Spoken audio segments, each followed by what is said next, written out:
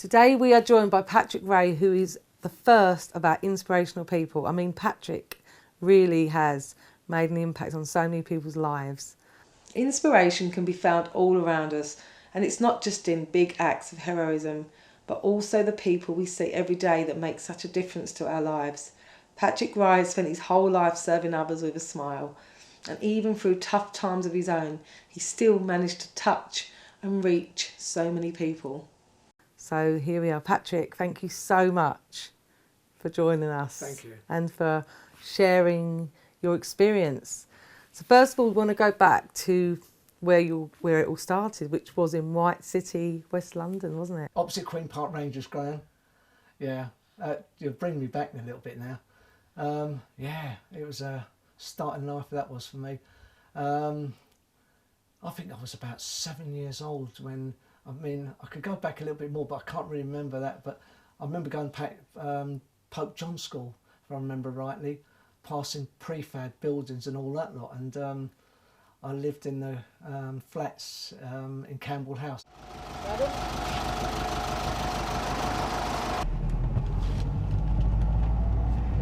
I'm starting to feel apprehensive a little bit and everything like that because it's been a long time, over 40 years, maybe 44 years. So now we're actually approaching the neighbourhood that you grew up in. Yeah. And you're recognising the streets. Police station there on the right hand side. Oh my God. I used to go down that road to get home quicker.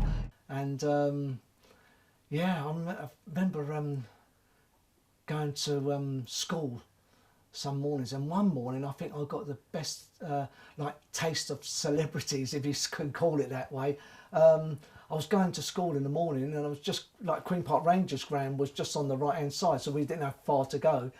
And I was walking up the road there, and then I was shocked because I seen Steptoe and Son being filmed down there. So that was my first glimpse of a bit of celebrity in my life, you know. And yeah, I used to walk past there and I used to see him filming all the time. It was so strange, you know what I mean, to see that. And that was my little first taste. And then something's cropped in my head now. I remember going to the bus stop. I'll never forget it. That when we were standing at the bus stop waiting for the buses, apparently that everybody used to crowd to get downstairs. And I thought, why was that at the first time? And then I realised that when you went upstairs in the winter, it was terrible because they had all the windows down. And what I'm talking about is smoking. They're all up there smoking. You couldn't see a thing. I think they needed cabin lights to go along because you could see what's happening. And I used to stand at the middle of the staircase before I got up there because I couldn't breathe. It was and they were coughing and puffing and all that. And I used to try and get downstairs to get downstairs to could breathe, you know. But that was what it was like in them days, you know what I mean?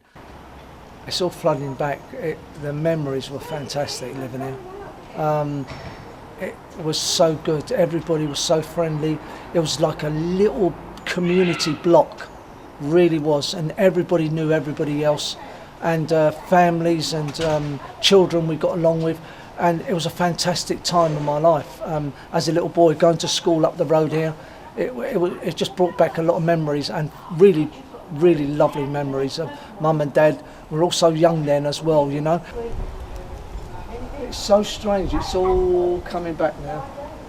I remember coming in the mornings and saying to Dad, I've got a new motorbike, Dad. And I was up in the Dorchester as a little page boy. I remember running, Mum said to me, Dad'll be home soon. I used to run to the top of this road and I used to see Dad come along on his bicycle and he put me on his handlebars and come along here and he dropped me off on his handlebars and I used to look forward to it. And Mum said, dinner time, Patrick! And they heard you know what I mean? It was so different then, you know, everybody was so friendly and happy. It was a fantastic time. Okay, so we've just gone back to your roots. Yeah. And seen where you grew up, and how amazing was it that you just bumped into someone that's lived there when you lived there? Unbelievable. You left school at 15 and you expressed that you had some struggles, didn't you? I did. Tell us a little bit about that. Yeah, I did. I remember that I've always kept this a little bit. I'm always a bit funny about saying this, but my education wasn't all that good. Started off, I left school when I was 15, and my education was not too good. I get a little bit funny with this because I've hidden it so long in my life that I started off with my education, my spelling, and I used to hide it so well that I got very good at it and in life because the things I had to overcome. My reading was all right, but the education in them days wasn't as good as it is today, you know. And I think that made me a lot more stronger, and because being educated like that, we found ways of getting around that with you know, form fillings and all that lot. There was a way, and they all said that people like you were that you found a way to get around it, so you was more better than the people who was like that. Yeah. And one time somebody said to me, I wish, Patrick, that I had you like you are, the way you are. And I was thinking to myself, I wish I had you because the way you are so intelligent, your spelling and all this lot. But then when I look back at it, I think, no, I'm glad I'm like I am. Okay, so when you was 15, not only did you just leave school, you found your dream job, which was the foundations of who you are now, wasn't it? The Dorchester. The Dorchester. Yeah. And that was fond memories. That was a pinnacle of your career. You say it's a making of you, the foundations. Yeah, it was me. It made me who I am today. It made me from... You cannot get any better than customer service from the Dorchester, which I thought. And then I was only 15 years old when I walked into that. And the surroundings and the beautiful things around me and every people I met and celebrities and everything. It was a beautiful, beautiful life. It really was. And I loved all that. I really did. You don't walk into Elizabeth Taylor now and then Peter Sellers and John Wayne. You know what I mean? All these celebrities you see, you know? And it was fantastic, you know what I mean? And then, like for instance, you walk in one day and you think, what's the all excitement outside? And I remember going to the window and I looked out there and they were making a film. And I said to my friends, I said, what are they doing? He said, they're making a John Wayne film. I said, no way. And he said it was Brannigan. So I looked and then I come back and about 10 minutes later and there's a three fellas going to film them going out the door. And I remember, because I was so small, this guy was a big beard, he was huge. And he was walking there with the three of them and said, action. And they went out through the doors and into the white Rolls Royce. And that's the first taste I've got at it. And when I went back to sit down on my bench, we had a long bench, I had to deliver something. And on the way back, they said, Patrick, come here a minute. I said, yes, sir. He said, can you page Mr. Wayne? He's somewhere in the lobby. I said, I know where he is, sir. I said, I know where he is. So I said, I don't need the bell because I can just ask him, because we had a bell. Bing dong, paging Mr. Smith or Mr. Jones. So I went in the lobby and there he was, sitting there having high tea. So I went up to him. I said, Mr. Wayne's a phone call for you, sir. And he said, right, fine. He said, one moment. And he got up, Donna. I tell you, he got up. And he was getting up and he was still going up and still going up. And I was only a little fella, you know. And I always think, forget the horse. This man was a big, big man. And I took him over to the desk and there and then, and he was just standing there, took the phone call. Wow, that was unbelievable. So I think because you've always loved the idea of being in the entertainment world. So maybe you said, you know, it was something you really... I think I would have took that. Every time I, like for instance, Bruce Forsyth and these people who've got their games and all that going, Bradley Walsh, I met him, and I always thought if I didn't take that turn, I think I would have been great at that you know, entertainment. I think I would have loved it, and I think I would have done well in it. But I was taught that road because my mum got me into it. My mum was a waitress, so she guided me into that, and she was the one that asked for the job. You know what I mean? And she got me doing the application and all that lot. And that's where I got it from. So my mum, I think she was the one that really kicked me off on that, on the hotel game.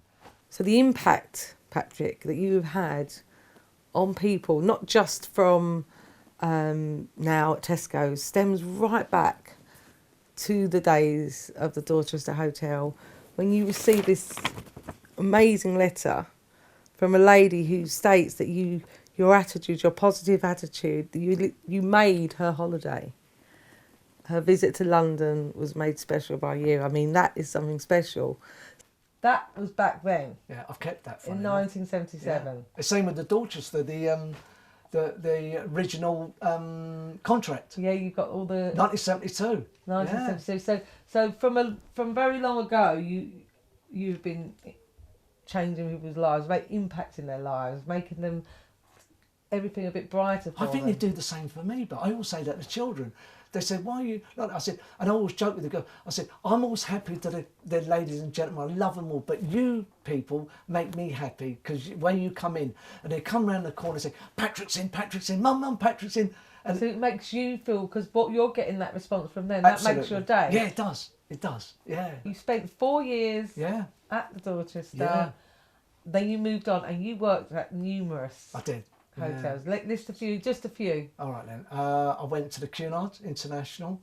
That was my next stop. And then I moved on to the Royal Horse Guards Hotel, Berkshire Hotel, the Hilton. I can't forget that. I nearly forgot that one. The Hilton. Londonderry Hotel. All these are, and then I've done the Hilton Mews as a concierge there as well. And they're all doorman and luggage porter and concierge, all them bits. But I started off as a page boy. You know what I mean? So I think I've done them all. I've done them all. Yes. You know what I mean? So I think I got the taste of the Dorchester. Then I went to the Cunard, and then the Royal Horse Guards Hotel, Whitehall, and then it was brilliant. I was just in my game then. And you love your job? I loved it. I really did. It was lovely. I loved going in because I enjoyed what I was doing. I did. I would even go in for nothing. That's how it was. Obviously, you got married. I did.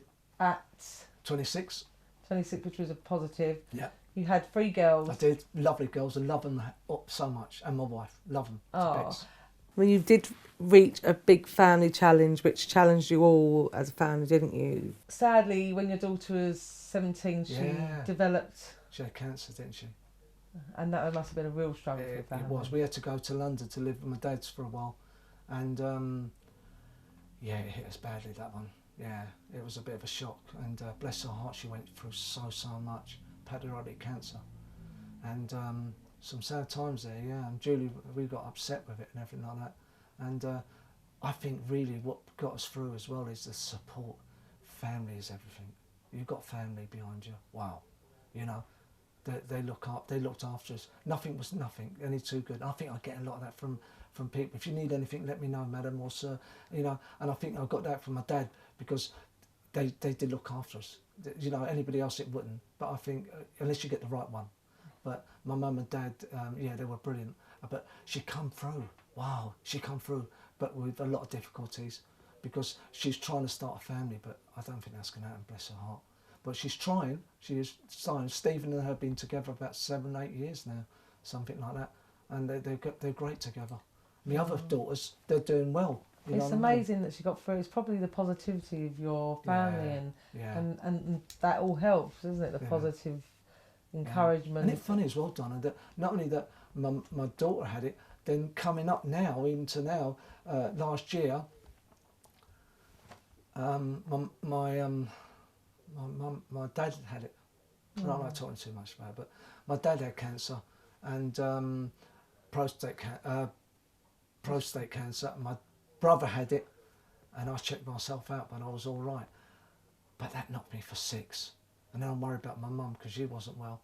So yeah, there is them things back there, and that that you have to deal with, but. It's like, that you have to deal with it. You have to deal with it because you can't, you go past it, but it's always there. So when I'm at work, people say to me, how do you do that in work? How do you do that? And I always think of it, let's say this, if you're going to a hotel and you've got a customer spending $2,000 a night and he comes up with you and you say, how are you today, Patrick? And you say, well, I've got this and that. And they don't want to listen to that. So what you do is you keep it to yourself, but you don't take it with you, you know what I mean? You've always got it there, but you have to move on and do your job and everything like that.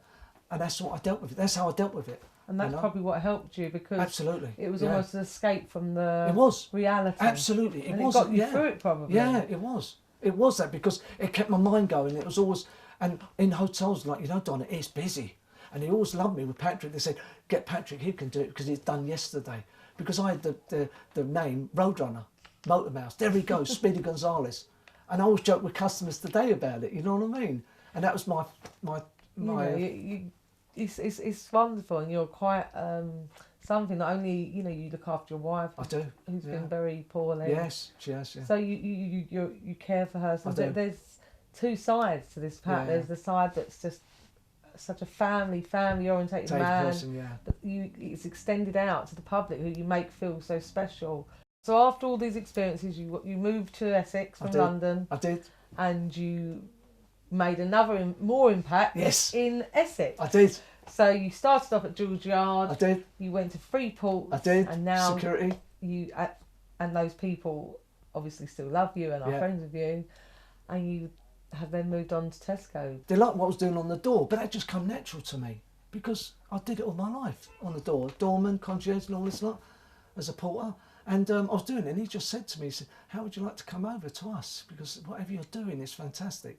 So I said, I was just doing, the only thing I don't do is call taxis. You know what I mean? Or anything like that. But I always say to the customers, if you want me to help you and all that lot. But I said, you have to tip if I have to help you open the door and all this, like joking with these people, and they love it. You know, every time they come into the store. But it's a funny start with that because I remember coming up and I said to the lady, Jane, she's the one that made it for me, Jane. She's the one that started all of it. I said, Jane, is there any jobs going? And everything like that. She said, well, I'll let you know. She said, bring your CV in. So I won't make this too long, but I brought the CV in and I gave it to her. I went and done my business, went to shopping, got all this frozen stuff in there. So I went home and I got indoors, Samson's barking away, and the phone rang. Patrick, can you come back? And I said, what do you mean? I said, now? She said, yeah, we want you to come back now. So I thought, I just handed him the application form. Anyway, what I didn't know was the boss for the security was up in stairs. So I went up there and he just sat me down. He said, well, I've just looked at your profile because Jane said, you've got to look at this. He said, well, I've just looking at my colleague, because he looked at his colleague and he said, we're offering you a job if you want it now.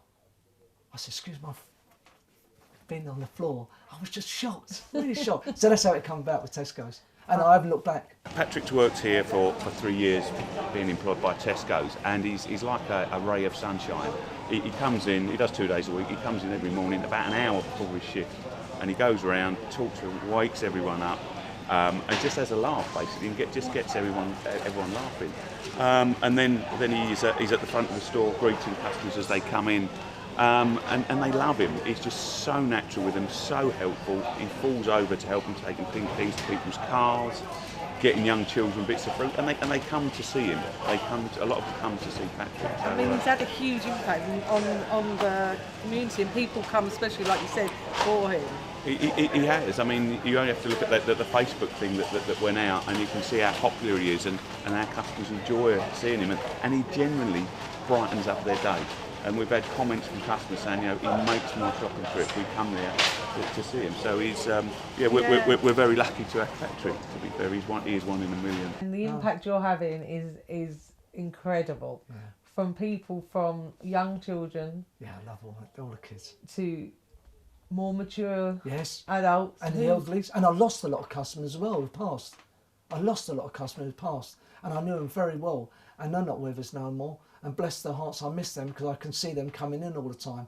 So I've got a variety of, you know, the elderly, the young, the children, some newborn. I remember some being born, well, no, even in the stomach, then they're born, then you see them. And I always joke about to them, I say, you've got to stop feeding them that porridge. You know what I mean? Because they're getting so big. Do you know what I mean? So I see not only the families looking at their kids grow up, I see it as well. It's fantastic. I set my alarm this morning knowing that Patrick would be here because he's so funny, and every time I come here I'm like, is Patrick going to be here today? What is it about Patrick? He's just so welcoming and he always gives me a piece of fruit. He always gives you a piece of fruit. He has a way of brightening up people's days, doesn't he? Yeah, I always enjoy coming to Tesco's. Well, I mean, as kids we don't usually want to go shopping, do we? No. So when we have Patrick is coming, we all want to go to Tesco's. Yeah. So Patrick is obviously having a huge impact on our lives. Yeah, because when we go to other Tesco's, it's not exciting. It's not as exciting because Patrick's not there, and he's not there.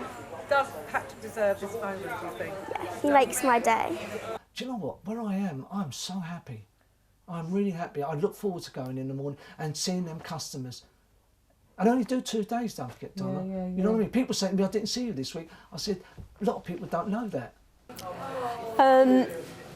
He's got away with people, and you know, if I'm having a down day, he sort of I don't know, it brightens up my day for me. It's just nice, sort of, you know, someone to greet you and be nice. He goes the extra mile. It's rare to get people that are that nice these days. People don't even barely say hello sometimes. And That's right.